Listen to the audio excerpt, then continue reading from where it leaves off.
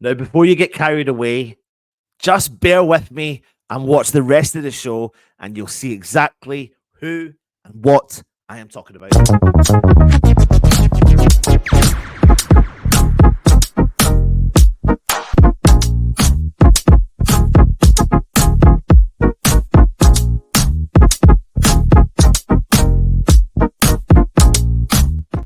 Hello, everybody, and welcome back to the West Ham Network. You've just witnessed West Ham beat, not just witness, you've had time to compute it. West Ham travelling to Merseyside, to Everton, to Goodison Park.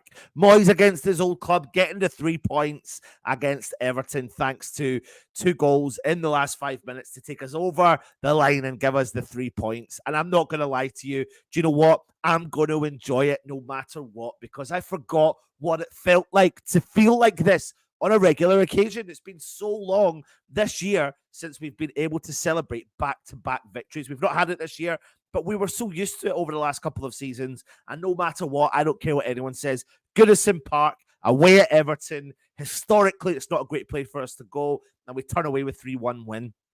I will take that, and I'll take that in an abundance. At one point in the game, I actually thought we were going to lose the game, to be honest with you. So to turn it around in the style that we did, convincingly at the end, like we did, to get the 3 points, to keep ourselves in the race for Europe, 42 points on the board. Wow. Wow. And it does sometimes put things into perspective. Now, you may say, hey, he's flip-flopping. He's going back and forth.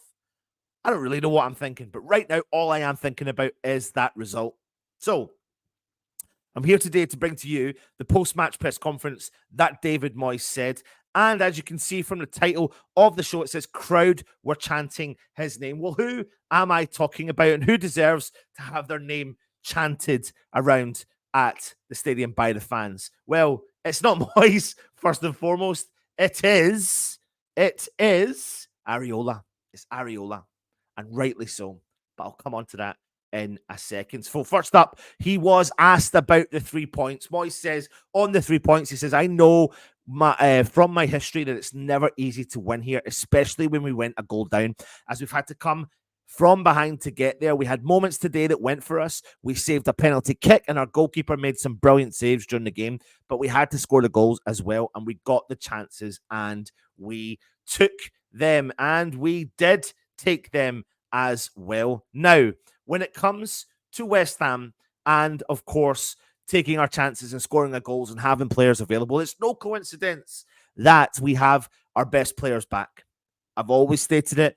If a team like West Ham lose their 3 most influential players going forward, there's no conspiracy theory against how we have not done well in the Premier League. There you go. It's there. It's written in the stars. You can blame David Moyes, etc. You can do what you need to do. But again, many teams around the world will not be able to survive with losing our 3 most influential players who have been involved heavily in the amount of goals that they have been, assists and goals.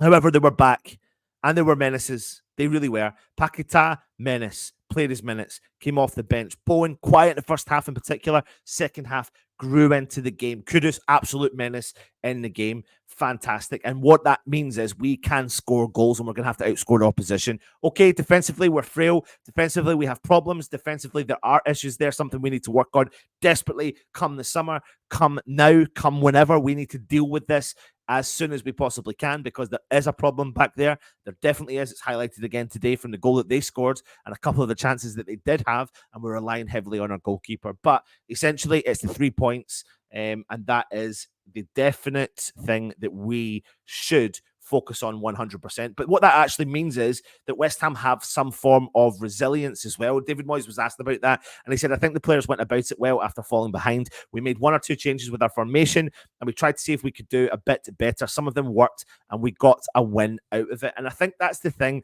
I've said all along about West Ham over the last couple of games, in particular on the back of Brentford win, is you need to build momentum. I'm not telling you something you don't know, but in particular, because we've got the Europa League game coming up, momentum is key for the European games. Momentum is key in general for our team to keep progressing up in the club. And we could have found ourselves falling by the wayside in the Premier League, but those 2 wins have propped us back up again, and we need to keep that momentum going. That's why the game now with Friedberg on Thursday becomes massively important. Oh my days, so important for us to try and get a victory over the line to make the second leg as easy as we possibly can, so we can put the focus back into the Premier League and try to get it to push up as much as we possibly can, because we could have found ourselves, like, next week at the bottom half of the Premier League table. But this has propelled us back into a position where we now take the lead by the horns, or the horn by the lead, or whatever it is, and the bull by the horns. And it's now down to what we want to do moving forward. He was asked about set pieces. Of course, West Ham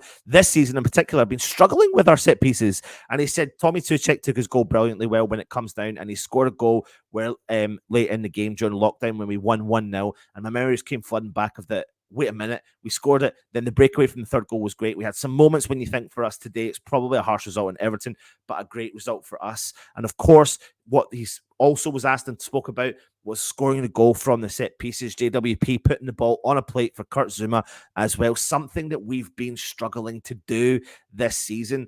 Absolutely been really struggling to get become a threat, create that threat from those areas. And I wonder if you can add that to our game. What will that do for the tail part of the season? It will be an interesting finish to the season, no matter what. And I think European football will be a good distraction from all the things that have been going on for a little while. Now, though, I am here to talk to you about the person that the West Ham fans were chanting. The name of that person is going to be revealed, and it is, of course, no other one than this man here, Alphonse Areola. And what David Moyes said about him was you could hear the crowd here chanting his name here today, and quite rightly so. He deserves all the plaudits he's been given. He played brilliantly well, saved the goal penalty kick, and we move on to European football again in midweek with a bit of confidence again. We've won away from home. That's back-to-back wins in the Premier League, and we've come through a bit of a sticky patch in January and the start of February. Hopefully, we'll begin to see the light a little bit. So let's keep that form up. And yes, absolutely, no ifs or buts or maybes. Areola, man of the match performance today, kept us in the game, and some of the best clubs in the world need a best keeper to come and perform for them game in and game out and keep that ball out between those sticks and the line. And do you know what? Defensively, there were frailties. There is frailties, and he's kept us in many, many games this season. And he's showing quite clearly why he is now West Ham's concrete number one, and he deserves the plaudits today because some of the saves he made today were phenomenal. Absolutely nominal. So top work from you, Alphonse Areola. And I wonder what's going to happen now come the European game, but I think he'll play because we're in the final 16. A good chance to try and get through to the quarterfinal. And yeah, we will have to wait and see.